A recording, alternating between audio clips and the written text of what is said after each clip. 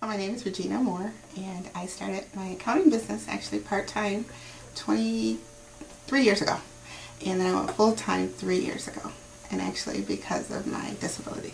I was a computer programmer, and when I got sick 6.5 years ago, the company was very nice, but it was also difficult to meet the demands, which is to get up early in the morning and get going. Long story short, they ended up diagnosing me with a degenerative spine and fibromyalgia.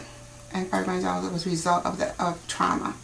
And the trauma I learned from a neurosurgeon and another sports surgeon that I had been abused as an infant.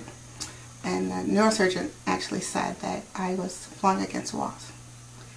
And that was pretty hard to take because I'm at that time 39. I'm wondering, how can they tell what happened when I was an infant?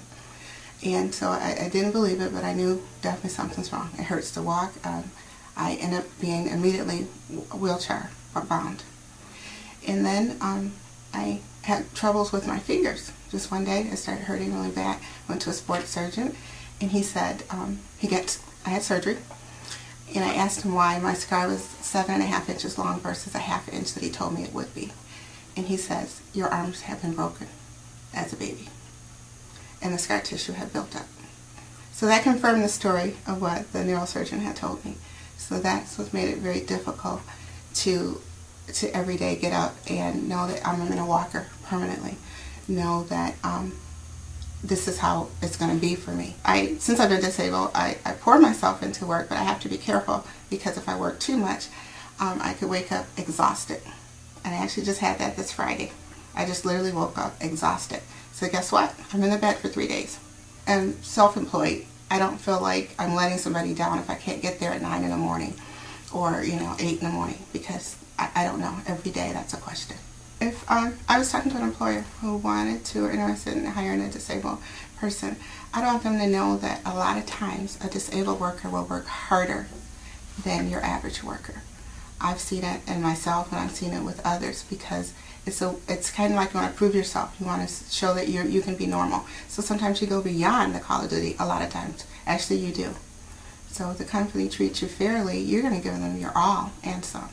Having to see if the investment is worth the employer's return, I would say it would be worth it because again, the employee is going to work harder and smarter. And I'm going to use myself as an example, and that I know that with the large company that I worked for, they had to move me into a different cube so that my wheelchair could fit in the cube. But they thought I was valuable enough at any cost to keep me there. And so they did that. They actually had people help take me down to get lunch in the cafeteria or wheel me to the bathroom because I didn't have an automatic wheelchair at first.